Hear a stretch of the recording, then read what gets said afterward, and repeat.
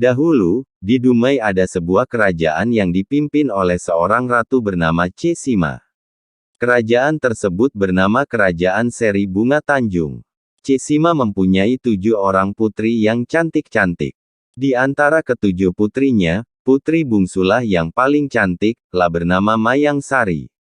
Suatu hari, ketujuh putri ini sedang mandi di Lubuk Sarong Umai. Mereka tidak menyadari bahwa ada orang yang sedang memerhatikan mereka. Pangeran Empang Kuala yang secara tidak sengaja sedang melewati daerah itu terkagum-kagum dengan kecantikan ketujuh putri itu.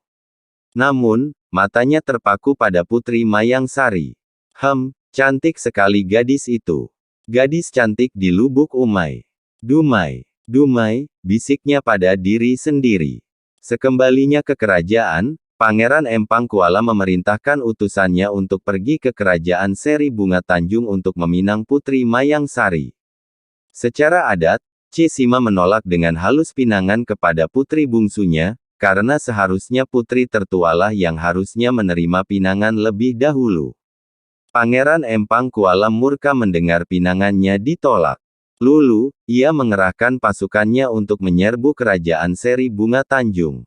Mendapat serangan tersebut, Cesima segera mengamankan ketujuh putrinya ke dalam hutan. Mereka disembunyikan di sebuah lubang yang ditutupi atap terbuat dari tanah dan dihalangi oleh pepohonan. Cesima juga membekali ketujuh putrinya bekal makanan selama 3 bulan. Setelah itu, Cesima kembali ke medan perang. Pertempuran berlangsung selama berbulan-bulan. Telah lewat 3 bulan pertempuran tidak juga selesai dan pasukan Cesima semakin terdesak. Korban sudah banyak sekali berjatuhan dan kerajaan pun porak-poranda.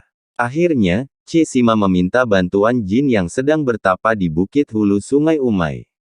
Ketika Pangeran Empang Kuala dan pasukannya sedang beristirahat di bagian hilir Sungai Umai pada malam hari, tiba-tiba saja ribuan buah bakau berjatuhan menimpa pasukan Pangeran Empang Kuala yang sedang beristirahat. Sebentar saja pasukan tersebut dapat dilumpuhkan. Pangeran Empang Kuala pun terluka. Dalam kondisi yang lemah itu, datanglah utusan Ratu Cesima. Hamba datang sebagai utusan Ratu Kerajaan Seri Bunga Tanjung. Ratu meminta Tuan untuk menghentikan peperangan ini. Peperangan ini tidak ada kebaikannya bagi kedua belah pihak. Hanya akan menimbulkan kesengsaraan, kata utusan Ratu Cesima. Pangeran Empang Kuala menyadari bahwa pihaknya lah yang memulai semua kerusakan ini. Akhirnya, ia memerintahkan pasukannya untuk mundur.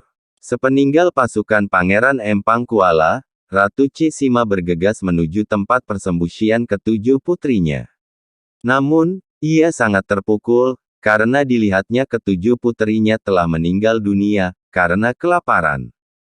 Peperangan berlangsung lebih lama dari perkiraan mereka, sehingga bekal makanan yang ditinggalkan tidak cukup. Ratu Cesima tak kuasa menahan sesal dan kesedihan atas kehilangan putri-putrinya, lah jatuh sakit dan meninggal dunia. Konon, kata Dumai diambil dari kata-kata Pangeran Empang Kuala ketika sedang melihat putri Mayang Sari di sungai. Kini, di kota Dumai terdapat situs bersejarah, yaitu sebuah persanggrahan Putri 7 yang letaknya di daerah wilayah kilang minyak PT Pertamina Dumai. Pesan moral dari cerita rakyat Riau Putri 7, asal-usul Dumai adalah permusuhan akan menimbulkan kerugian dan penyesalan.